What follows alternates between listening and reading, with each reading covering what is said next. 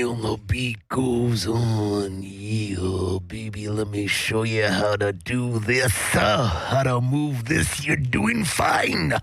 How's L.A.? Back from a week off. Apologize to all those who are watching on video. For obvious reasons, my face is bringing bright red. I don't know if it has anything to do with the 6 beers I just pounded, the 80 degrees in the studio, all these good-looking women walking around here talking about fetishes and whatnot. Moving on. We got all types of things to talk about. Super Bowl, obviously. All types of news in college football world. Starting off with something that would hit home with me. Northwestern, this past week, filed paperwork to form a union, a players' union, through the United Steelworkers Union. I thought that was fascinating that a college team could do that. And, of course, all types, it turned into a political issue right away.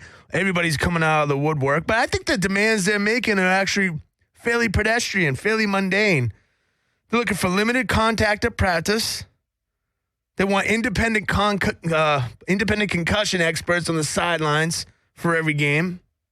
They want the school to pay medical expenses for all sport-related injuries. And they want their athletic scholarships paid at full cost. And they want laundry, and they want to get paid to go home, to be able to fly home. They want a small percentage of all fees earned by the NCAA to go into continuing education for guys who leave college early. I think these are all fair requests. People coming out of the woodwork saying, oh, they already get paid in the form of a scholarship. Yeah, bullshit. They make these kids go to school, even though I would say 50% of them, being a conservative estimate, have no business going to college classes. They have no interest in going to college classes, but they're forced because the powers that be, it's the only farm league to go to. Packers CEO Mark Murphy came out this week and said, a union would only cause the NFL to have a developmental league. Fine, they should have a developmental league. It's bullshit. We force these kids to go to college, even though they have the talents to make money otherwise. You force them to go to college for 2-3 years. Good for Northwestern. Another thing that just caught my eye.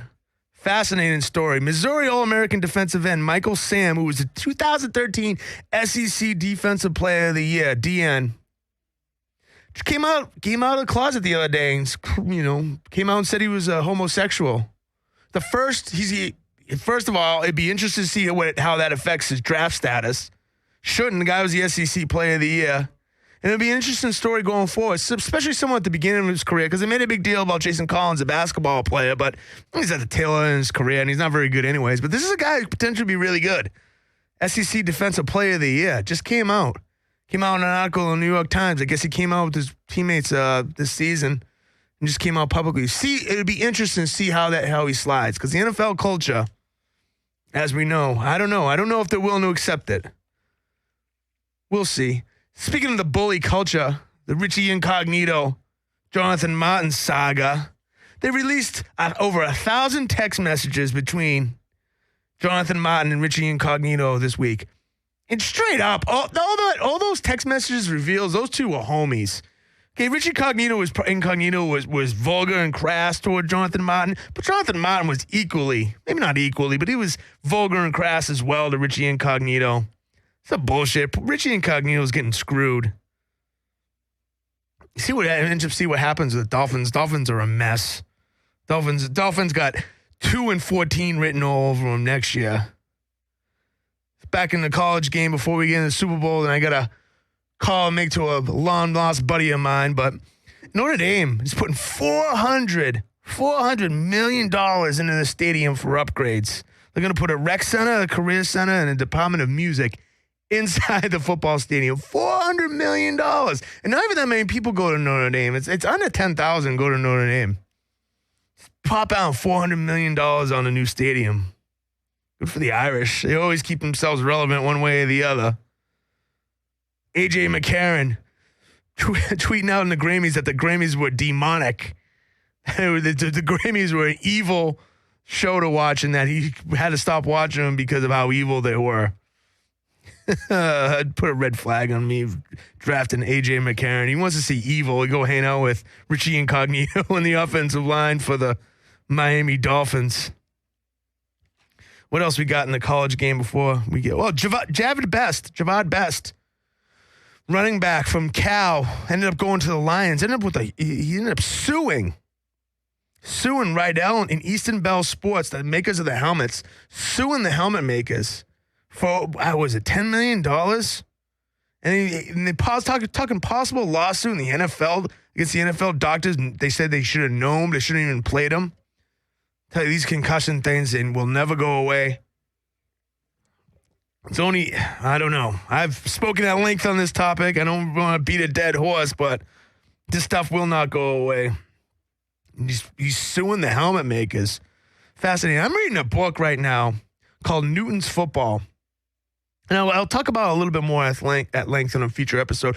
But they're basically saying concussions weren't around until they came out with the face mask, which is something I've been saying in this program for weeks now. For all 5 of my listeners have been hearing it. As soon as they put the face mask on and empowered defensive players to lead with their head, that's when the problems began. That's when all of a sudden the concussions started showing up. Before then, they said they weren't really want that many concussions because the defensive players were looking out for their own best interest as well. So they wouldn't go and stick their head in there. Moving on from the college game to the pro game, Hall of Fame announcements were made. Andre Reed, Michael Strahan, Walter Jones, tackle for the Seahawks, Derek Brooks, linebacker for the Buccaneers, and one of the greatest linebackers I've ever seen play. No question about it. Never missed a game in his life. Played for one team. Well-deserved. Aeneas Williams, good cornerback from the Cardinals. Punter Ray Guy getting in. I know a lot of people have been pulling for Ray Guy and been campaigning for Ray Guy for years, but I don't know. He only led the league in punting 3 years. I don't get it. I mean, Ray Guy, yeah, he was a great punter, but I don't know. You got a guy like Ray Guy going to the Hall of Fame. You got a guy like Tim Brown still sitting on the sideline. I don't know. Even kicking-wise, Mort Anderson was a great kicker as well. He's probably be in there before Ray Guy, but I digress. Not having football around is a huge void on Sundays. Try watching the Olympics, but Winter Olympics, I just don't get it. I just don't like the Winter Olympics. First of all, any American who's involved in the Winter Olympics, you got to understand these are kids of privilege. Okay, because the very nature of the Winter Olympics cuts off a huge percentage of the population who just have no exposure whatsoever to these winter sports. Figure skaters and skiers. I grew up in Massachusetts, and the girls who figure skated were the most pompous, stuck-up girls, pretentious girls with overbearing dads, and the skiers were some of the worst. Skiers were people who ski seriously all the time in the area, the type of guys that drive around with those stickers on the back of their truck say 26.2, shit like that. You know, it's those types of people just annoying as fuck. All right, without further ado, I want to introduce somebody that I've been looking to bring on this show for months now. My brother from another mother, Bunk 57 Low, Joe Steele. What up, Joe Steele? Hey, what's happening with you, Coach? How you doing? Good. How you been? Staying out of trouble? Oh, man, I'm trying to do my best. The best way to do that is stay in the house. Yeah, you don't want to go out there. That's for sure. I try not to as well. Watch the Super Bowl? Yeah, of course, man. Who didn't? What'd you think? Boring, but I'm happy for Pete Carroll. Why?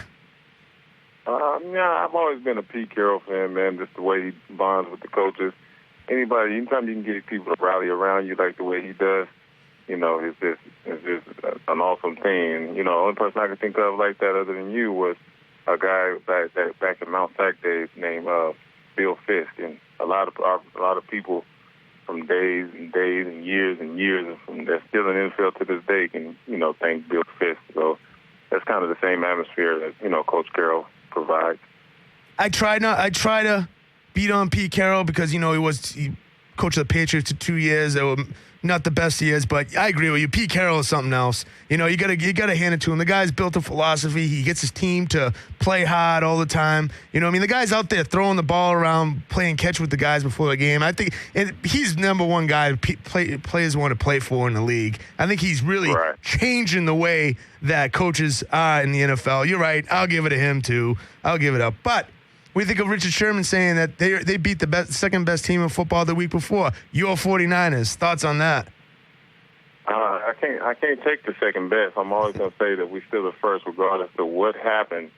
And their little dispute. Richard Sherman, he's doing all right now, but every corner that does high for a season, they always think that they're the best. I don't really got love for corners being a wide receiver myself, but at the same time, the Niners, like I say, and I mark my words, they're going to win the Super Bowl next year. Third time's the charm.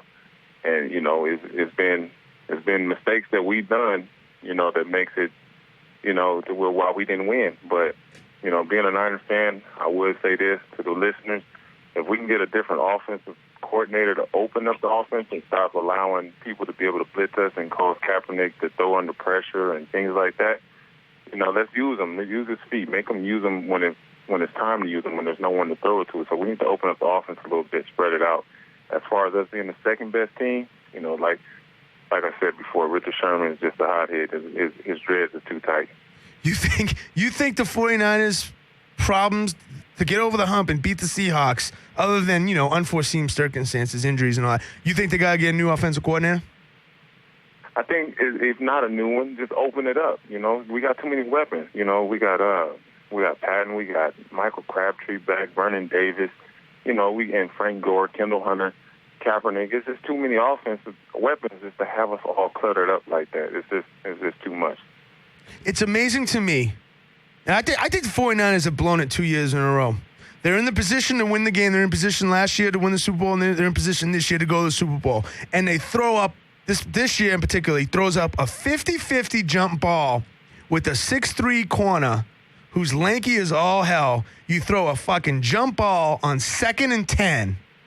Okay? You tell me there's nothing. That's a 50-50 ball at best. You're going to put everything going to the Super Bowl on just a jump ball against a 6'3" corner. It's amazing to me. It's amazing to me how poorly coached I think some of these teams in the NFL are. They just got all the players. They got all the talent. I mean, it's experience, and not too many people like Ben Roethlisberger or Russell Wilson, for example, now can come in their first couple of years and win a Super Bowl. And right now, Colin Kaepernick's struggling with years of just learning how to sit back and read coverages. He won't make that mistake again. And like we all know, even some of the frustrated 49er fans, dealing with Kaepernick, throwing ill-advised passes and things of that nature, it's just hard. We all know that, but if he can go and just over the summer, over the break time, go sit down with Tom Brady, even Peyton Manning for that, for that right there, and just learn how to read coverages and be able to make changes, I think he'll be a better quarterback.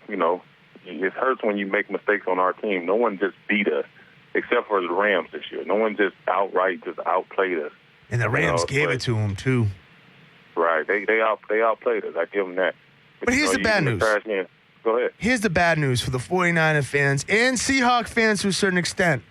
They're really lucky in the fact that they have these quarterbacks, these stud quarterbacks under their rookie contracts, especially the 49ers, because they ain't paying Kaepernick shit. And as soon as they have to friggin' bust a bank for Kaepernick and pay him big money, they can't have all these defensive players running around everywhere. I mean, the salary cap is really going to catch up to a team like the Niners. But we shall see. That's why I play him. Right. Is this the first Super Bowl you've got to watch? When's the last Super Bowl you got to watch? Oh man, I've been watching all of them, man. Because on my sit down time, sports is mandatory, regardless of what TV I'm at. They let you guys watch the Super Bowl? Yeah, man. Yeah, when that's what it is. When you're in there, you behind that wall, man. That's the only thing you look forward to is getting right to the front of the TV the best way you can. So, we get to watch it, and but this year, like I was saying, I was able to watch it at a different TV. I didn't have to, in the solitude of my own home. I was able to watch it this year. Oh, that must have been sweeter. Oh man, it was like honey. Now, when you're in prison, when you're watching games on Sundays, I mean, who decides what games you watch? Oh, I mean, that's just like, you always got the leaders that emerges, So with the thing being on 2 and 11, you get to kind of flip back and forth. So you try to be, on commercial break, you try to flip over real fast to go watch the other one, just like you do at home. Wait a minute, they don't give you guys the NFL Sunday ticket package. You have to watch the national games. Oh, that's just like they're giving us big fat steaks. Hell no, they ain't giving us no damn NFL package. Cruel and unusual punishment. What the fuck is going on over there? I would think they would give you the NFL package, Shit. Hell no, man. You got one dude standing on the top of the bench holding the antenna. You know what I mean?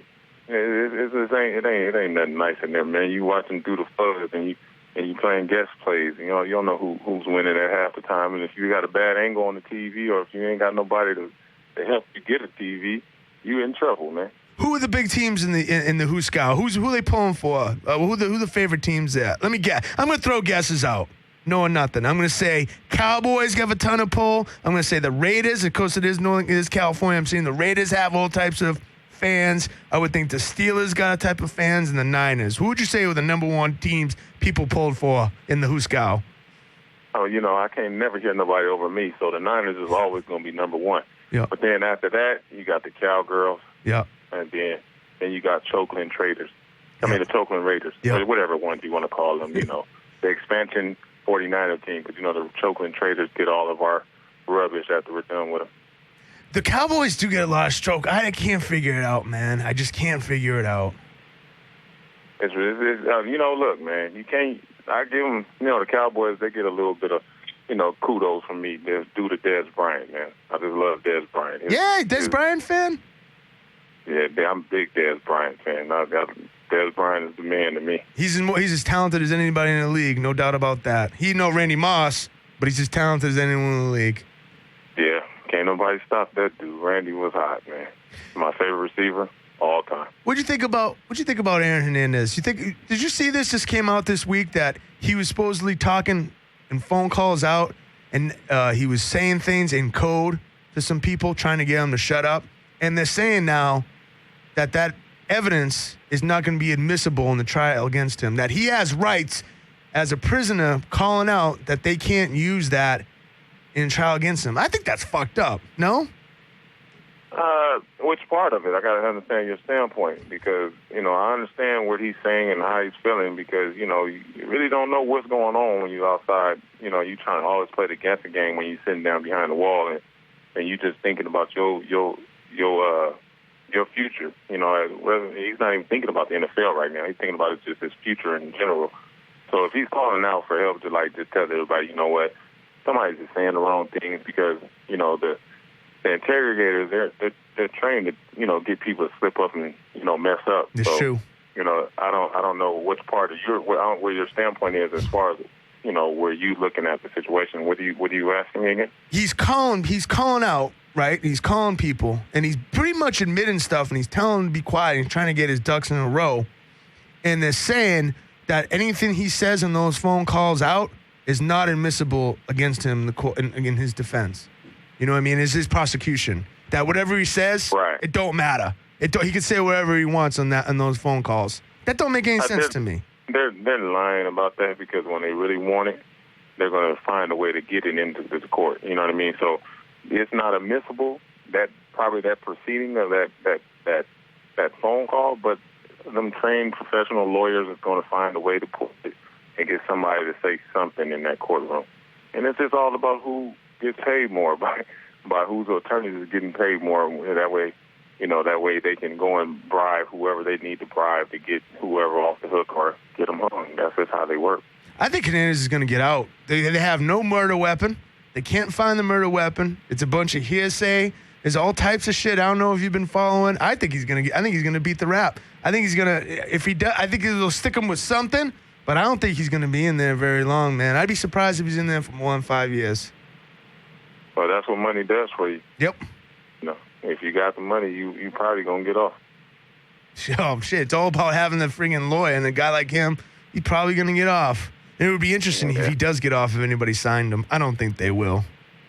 I mean, you can't really say that. The kid's awesome, I know. The kid is awesome, and, we've seen some people go through murder trials and get off and come back and win Super Bowls, So, once the smoke blows over and, everybody forgets about it, and it's just me personally over the whole overall view, I really honestly think he's an idiot.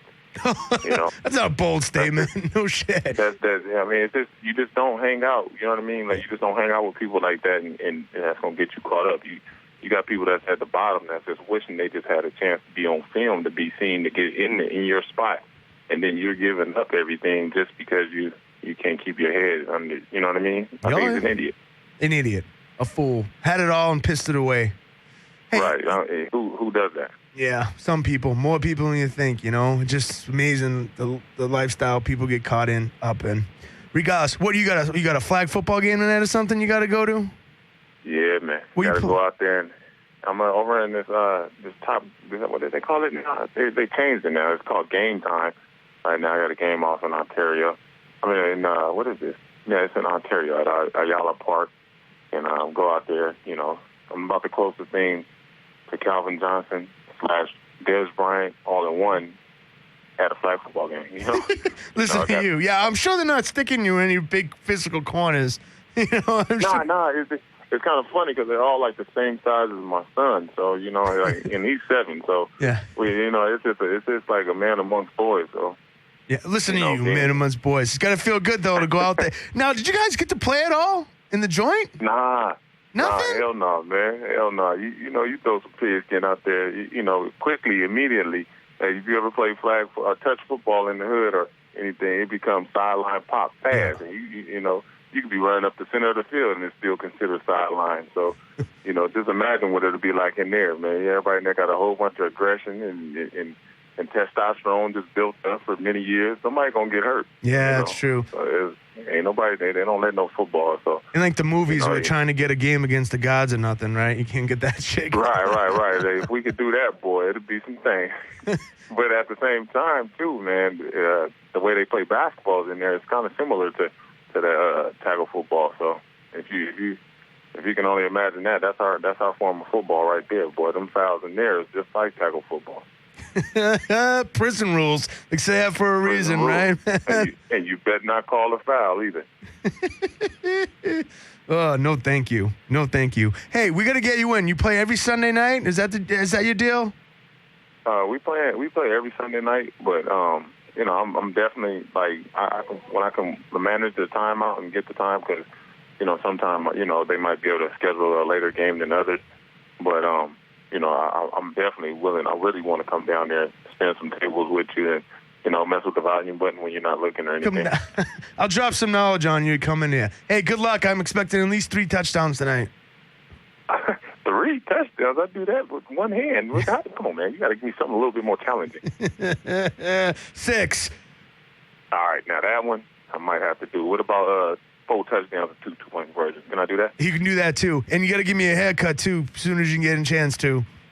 Oh, I got you on the free buzz. Yeah, run me up on a fade or something. Even though freaking my hair's going off the top, I don't know if fade looks silly at this point, but.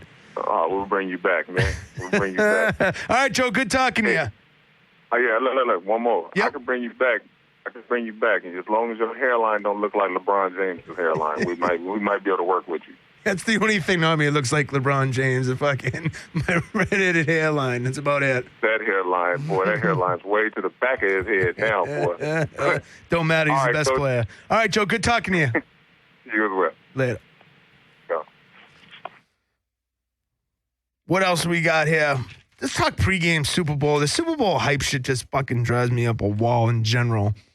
I don't know why they have Kurt Russell introducing both teams like he's a huge fan. First of all, Kurt Russell, he's not even relevant anymore. I can't name the last movie Kurt Russell was in. Of course, he was in a great football movie, The Best of Times. But he does these long, drawn-out intros about the Broncos and the Seahawks. It's just absurd. Do they even listen to fans? Do they even let people, do they listen to what the fans want? Certainly not Kurt Russell watching that shit. And then you have Queen Latifah singing America the Beautiful. I don't know, if you had told me at 12 years old that Queen Latifah and the Fresh Prince were going to be the two of the most two of the biggest celebrities in the world. I would have freaking told you were nuts. But Queen Latifah and the Fresh Prince are two of the biggest stars in the world still in 2014. Amazing. Queen Latifah sing that, and then they have Renee Fleming, namesake. Renee Fleming out there singing the national anthem. I thought it was all right. Of course, in the halftime show, Bruno Mars, I'm not a huge fan, but obviously the guy's talented. And then they had Red Hot Chili Peppers play, but they weren't lip syncing, but the instrumentals were already dubbed over. But I thought it was cool at the end. I don't know if people picked this up. I didn't really read this. Maybe I was just my mental state at the time. But when the Chili Peppers were done playing Give It Away, which is a song from, 20, almost 25 years ago now, I think they jammed out to a couple riffs of Sweet Leaf. I don't know if that was some kind of political message, because you got two teams out there, both from states where marijuana is legal. I don't know if maybe I was just hearing things, but I could have sworn they riffed up a couple of riffs of Sweet Leaf. Well, you got all that shit, and you got all the commercials. Of course, the only one that really freaking stuck home was that Radio Shack commercial of the 80s with Hulk Hogan and Urkel and all types of people in the Radio Shack commercials. But other than that, as we talked about, the game was just awful. Right from the get-go. It's inexcusable to me. How does Denver, on the first play of the game, first of all, they shouldn't be audible in. Second of all, the first play they should have known. They should have been able to run that blindfolded.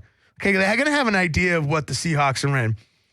Peyton, they should have known that the Super Bowl, the first play of the game is going to be super loud, regardless of the fans. People just going nuts because the game is finally, because they're sick of the 2-week bullshit and all the friggin' noise. So they're just going crazy. Peyton tries to, call an audible, snap over his head, 2 points, and I am thoroughly convinced that right there was the game. I think you punch somebody in the face early in football or in a fight, you bloody their nose right away, you water their eyes, and they're in retreat mode the rest of the way. Then he threw that pick, and it was over. But I'm telling you, something I've been saying all year, my 5 listeners can attest to this. A quarterback like Brady or Manning against a really fast defense is vulnerable, because those defensive linemen, those really fast linemen, they just get to that spot. They know where Peyton's going to try to launch the ball from, and they're doing everything in their power just to get to that spot. That's why these jackoffs who know nothing about football, guys like that freaking neo-hipster Chuck Klosterman, saying, it's a matter of time where you just have guys, teams throwing the ball 60, 70, 80 times a game, every possession. Can't do that. And the reason being is the defense would counter, and they would counter actually fairly easily by just putting a bunch of freak fast athletes on the D-line and just have them go and knock the guy off the spot. If you're not running the ball, if you're not establishing physicality on the offensive line, it's very easy to defend a team that is going to throw the ball every time, because you get a bunch of jackrabbits who can be 5'8", 5'9", 180 pounds, is just extremely fast, and they're going to get to that spot, and Peyton Manning and Tom Brady of the world won't be able to get rid of the ball. You saw it with the Seahawks. Peyton looked flustered. You saw it with Brady when Tom Brady and the Patriots have lost to the Giants and lost to the Broncos. This is the same thing. They get to that spot. So, I don't know. It was a terrible game to watch. Terrible game for this furniture owner. A guy owned a furniture store. He said if you bought more than $6,000 in furniture, we'd refund your money if the Seahawks won the game. What kind of fool would do that? It cost him $7 million, I guess, in sale. I guess he has publicity from it, but that don't get you shit. $7 million a guy lost because the Seahawks won. What kind of freaking bet was that? He could have come up with something a little bit better than that. Something a little bit, tip the scales more fairly. Percy Harvin, dust him off, pay him $11 million this year to come out. That guy is ridiculously fast, though.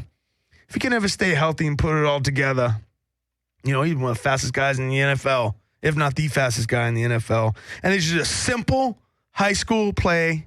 Should have done it 15 times, did it twice. Little speed sweep, handoff. You never see in the NFL, so it was a good call again by Pete Carroll. Just beat the DN right around the corner twice. Threw him some little shit bubble screens, and then of course the death knell, the death blow, the kickoff return at the end of the half. Because I still thought, and a lot of people still thought, look, the Broncos got a shot. He had a touchdown, a turnover, another touchdown. It's a 22-14 game just like that. Kickoff return is over. Enough of that. let's snooze on the season. Let's move on from the season and start going forward to the next season and the draft and all that shit. Got that everywhere and all types of rumors and whatnot going on. Let's talk about National Science Day. National Science Day. No, National Science Signing Day. This past Wednesday, which is always one of those dramatic events where everybody's showing off. Of course, the big winners, go figure. The teams that are always good have the best recruiting class once again. LSU, Florida State, USC. It just seems like these sanctions just do not bother them, huh? Seems like people still want to go to USC, and I don't get it. I don't know why anybody in their right mind would go to USC over UCLA. Makes no sense to me, but I guess the tradition means something. Because you go to school at USC and you go in the middle of the friggin' hood. UCLA is beautiful. Beautiful campus. They play at the Rose Bowl, for fuck's sake. The Rose Bowl is ringing 10 times cooler than the Coliseum. But USC, again, ranked number 5 this year in the recruiting class. Georgia, Ohio State, South Carolina are all your usual suspects once again. You know, one funny story, a kid by the name of DJ Law signed with 3 schools on National Signing Day. Ole Miss, Utah, and Eastern Mississippi Community College. Signed with all 3 of them. A couple of them ended up backing out. I think he's ended up going to Ole Miss, though. Guys playing that system. We had a kid on my team, though, who committed to Arizona State and last minute switched over to Oregon State. It's amazing. I've talked about this in the program at length, but how these college coaches, their whole, their livelihood is dependent on a 17-year-old kid's whims, what schools they go to and what recruiting trips they go to. It's funny when they come down to schools, they go to a school and they meet a girl or something that they really like. They go to a party that they have a lot of good times at and a lot of good, and that's the school they end up going to. It's a joke, though. It's just big business. Speaking of business, big business, get back in the NFL. Tony Gonzalez this week came out blasting the Atlanta Falcons, saying that he's asking them to be traded at the deadline. And they refused to trade him. Now he's saying he might want to come back for another year. I don't understand why the Falcons just wouldn't trade him, especially if the guy, if the guy is going to retire anyways. Why wouldn't they just trade him if the guy's asking to retire, to be traded? Whatever you get for him. It's better than a guy who's going to retire and then come out and bash you. Amazing how these people run their organizations. There's no clear vision in these organizations. And then Atlanta goes out and hires Scott Pioli, a guy who's supposed to be a control freak, megalomaniac, as an assistant GM. See how that ends up going off. Speaking of going off, about Warren Sapp running his mouth about Michael Strahan. Look, I'm not a Michael Strahan fan. A giant and Kelly Ripa's bringing boy toy, but Hall of Famer, no doubt. Guy has a record for most sacks in a season, for Christ's sake. Warren Sapp saying that his resume doesn't stand up. Then he just gotten a name calling. Amazing how that can happen. Not really. I think Warren Sapp is just dumb, so I don't think it's all that amazing. Moving on. We got Wade Phillips. Said right before he left, which is a segue to my twit bag question. He told Houston that if they hired him as head coach, he would really pull for them to draft Johnny Manziel. They ended up not hiring him, which leads me to dive into the twit bag. From @PolkPanther, do you think it's a good idea for Bill O'Brien, to stake his job on Johnny Manziel as a number 1 pick in Houston? Well, if you've been listening at all, absolutely. I think Johnny Manziel is a unique talent. Plus, he's from the area. Plus, first, he's a phenomenal athlete, phenomenal player.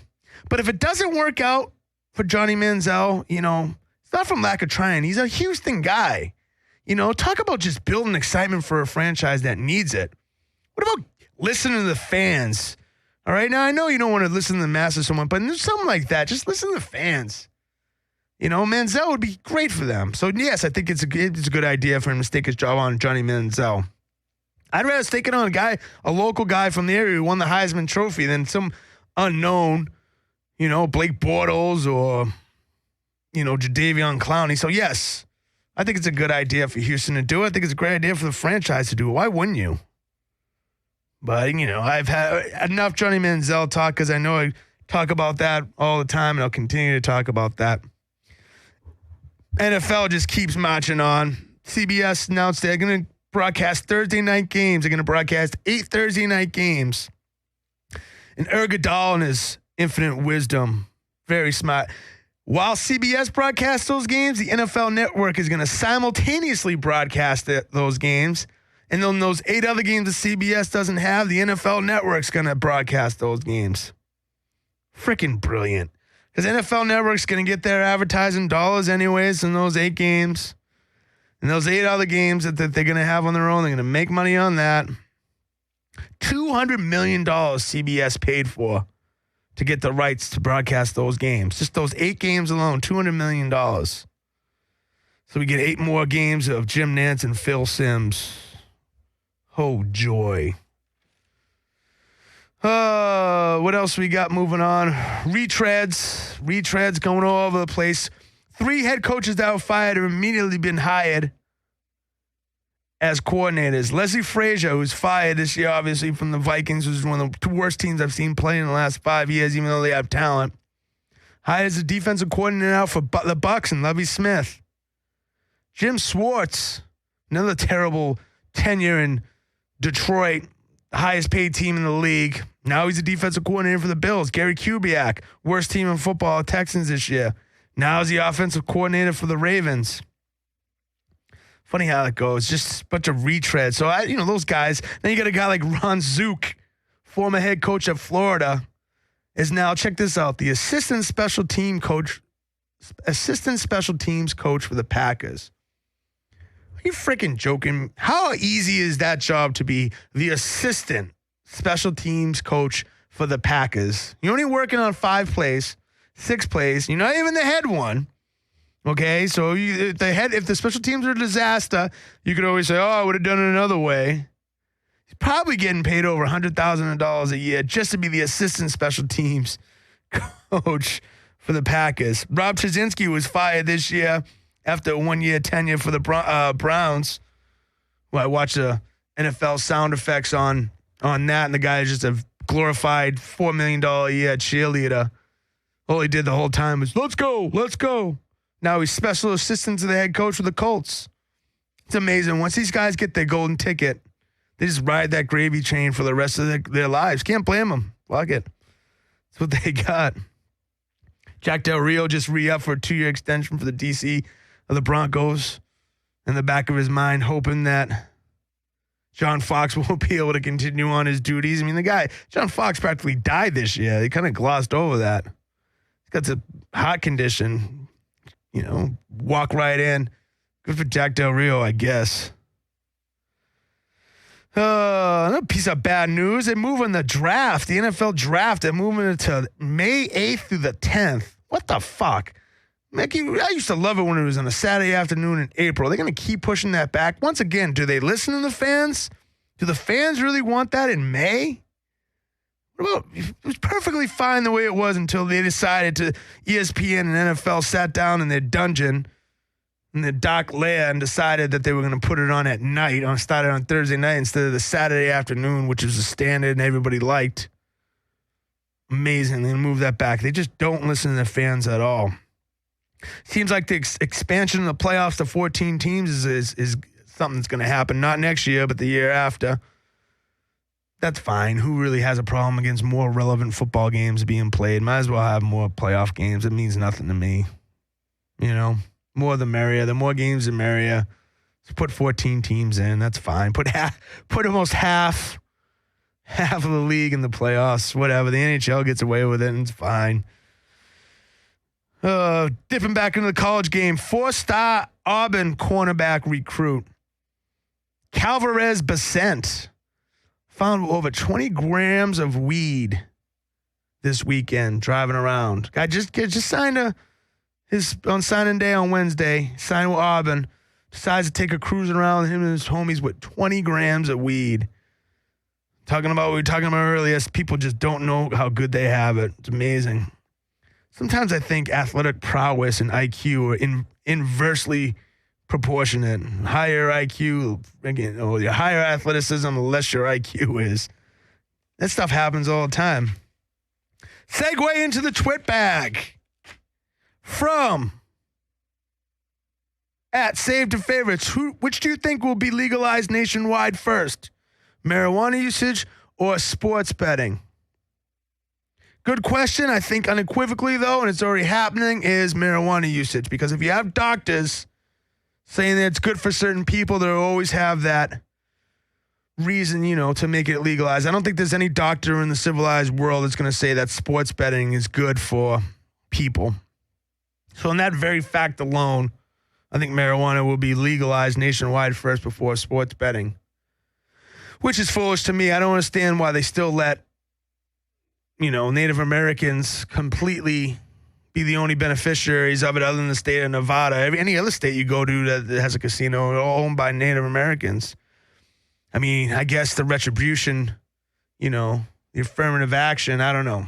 I don't really, at this point, how are you going to make it up to a group of people that lost their ancestors through horrendous crimes? But, I'm not going to turn this into a history show, but I don't think it does any good to give these people exclusive rights to sports gambling. But to answer the question, marijuana will be legal nationwide first, absolutely. Let's finish out the twit bag because the show's ending before you know it. At Winky Dinky Dog. Great name. Who do you think is the worst coach ever to win a Super Bowl? Great question. I would have to say, and I don't know, I think I just have a hair across my ass for this guy, Brian Billick. Brian Billick, who won the Super Bowl as the head coach of the Baltimore Ravens. Supposedly was this offensive genius coming out of Minnesota, yet every team he had in Baltimore was just a substandard offensive team. Had the worst offense and the worst quarterback ever to win a Super Bowl, and they won it strictly on defense, and more defense. So basically, when that guy was calling the plays for Minnesota when they had Randy Moss and with Dante Culpepper and even Randall Cunningham just chucking the ball up to Randy Moss and Chris Carter, any fool could call the offense when they got those weapons. Talent wins, period. Take a phrase from Doug Collins. Last question I'm going to take from the twit bag. At Anthrax Jones. You a winter or summer Olympics man? Oh, I think I painted that picture really clearly. I have very little use for the Winter Olympics. Too many kids of privilege out there playing in the Winter Olympics. Who the hell gets into cross-country skiing / shooting? The biathlon that they had. I watched a little bit last night. Who gets into that?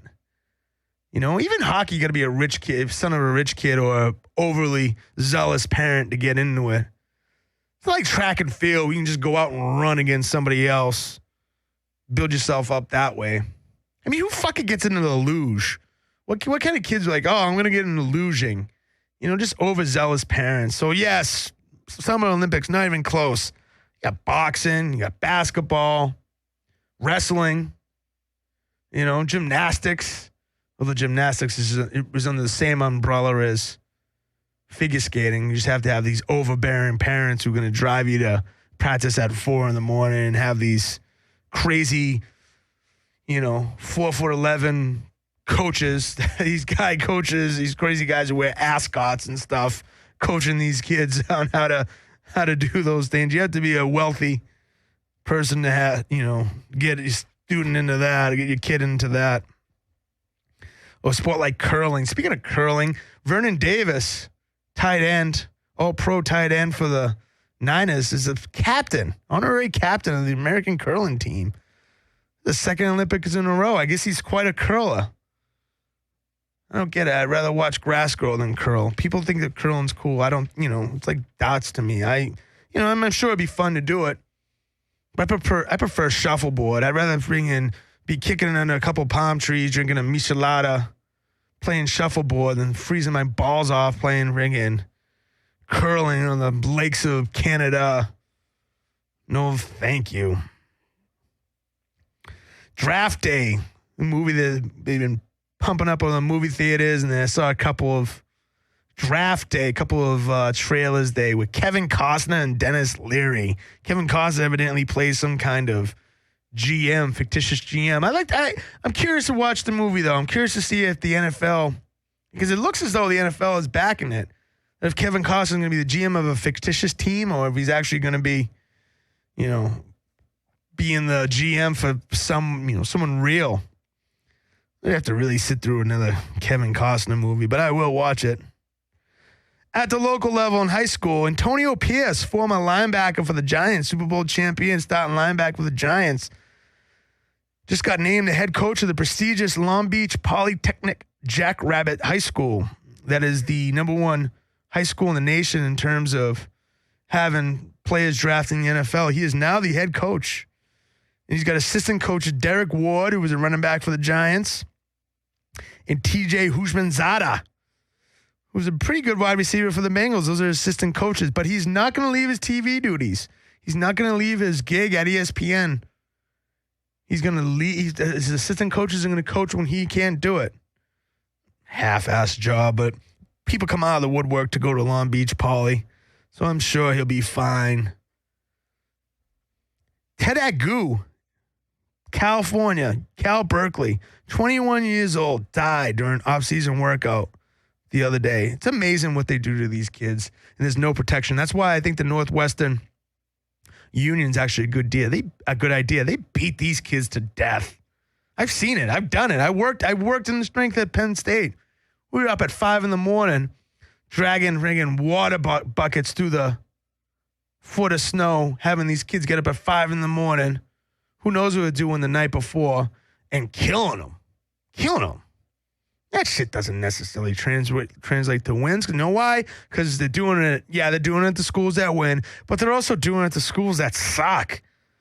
Shit, we were doing it at Division II schools I worked at. They were busting kids up in February, January, 5 a.m, running them and lifting them for 2-3 hours before they go to class. Brutal. Kid up and died. Ted Agu, 21 years old, up and died. And that happens all the time. For some reason, never report on that. ESPN never talks about that stuff. And if they do, they gloss over it. Vicious game. And it just made more vicious by the coaches and the powers that be. All right, what do we got? Another interesting stat. I saw that now that Peyton Manning lost the last 7 regular season MVPs have lost the Super Bowl. Last 7 regular season MVPs that have been in the Super Bowl have been on the losing side of that equation. Kurt Warner was the last one with 2000 regular season MVP to win a Super Bowl. That tide's got to change, though. If the team with the Super Bowl or the MVP next year plays, I would bet on that team because there's no way they would keep that up. As far as sheer numbers are going to work against them. Speaking of NFL awards, obviously Peyton Manning won the MVP in that program they showed there, that awards night that they try to make ESPN or NFL Network type shit. But MVP Peyton Manning, Offensive Rookie of the Year Eddie Lacy, Coach of the Year Ron Rivera. Oh please, are you fucking kidding me? Ron Rivera just another one cheerleader. Bow, he says go for it on 4th down. And just Riverboat Ron sounds cool. So people got sucked into that. You're fucking joking. It's Pete Carroll, no doubt about it. That's why those awards, like, Heisman, all that shit. And baseball, I've been saying it for years. Wait till everything's done. Wait till the World Series is done. Wait till the Super Bowl is done. Why are you going to cut it short before the season plays out is beyond me. Riverboat Ron, the guy who was up until week 10 was as good as gone with a team that's tremendously talented. Now all of a sudden he's Coach of the Year. Defensive Rookie of the Year, Sheldon Richardson. Defensive line for the Jets. Great player, good call. Sexy Rexy, got to get them going. Defensive Player of the Year, Luke Kuechly from Carolina. Go figure. You got Luke Kuechly and you got Cam Newton. Both sides of the ball. Make you Coach of the Year real quick. Comeback Player of the Year I thought was interesting. Phillip Rivers.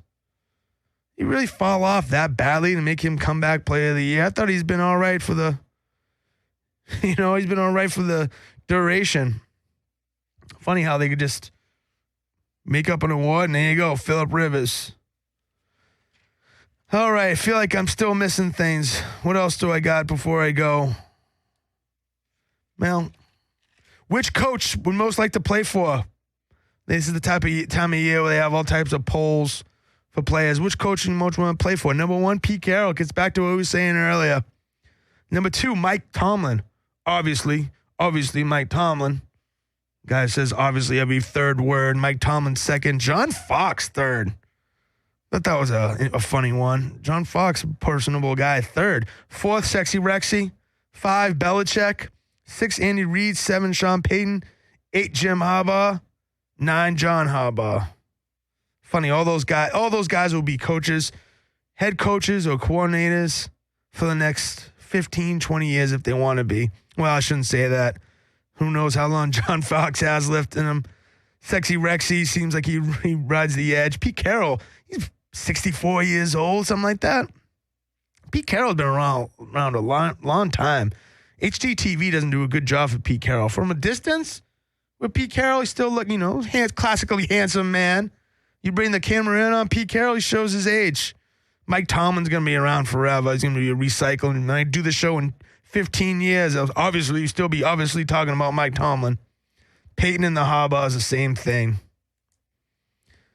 Oh, one feel-good story before I go I want to talk about, and it's kind of sad, but it's just something that really blew my mind. Demaryius Thomas, receiver for the Broncos, his mother and his grandmother are serving like 25 years sentence right now for selling crack.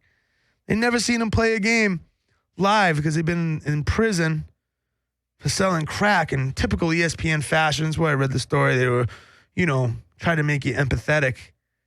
But shit, it was like the third time the grandmother had been caught selling crack in jail.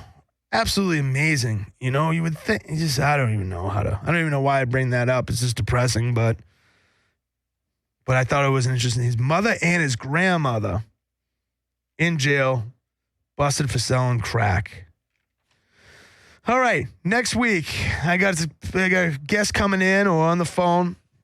I'm going to be talking about signing day in the NCAA a little bit more locally. I'm going to go a little bit more local and talk about some kids who've been signed in the area. Talk about that with the reporter from, the Inland Daily Bulletin, something like that. And the following week, I've got a couple things in. A couple of my buddies there who coaching at Penn State. Hopefully going to try to get them on the phone. They've been playing coy, but now that the signing day is come and gone, and actually I have a couple of them going to be flying out here, I'm going to see if I can try to get them in. I know I've been saying that for a while.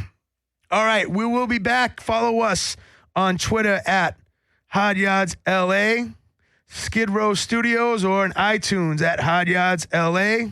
I'm the coach. I will see you next week.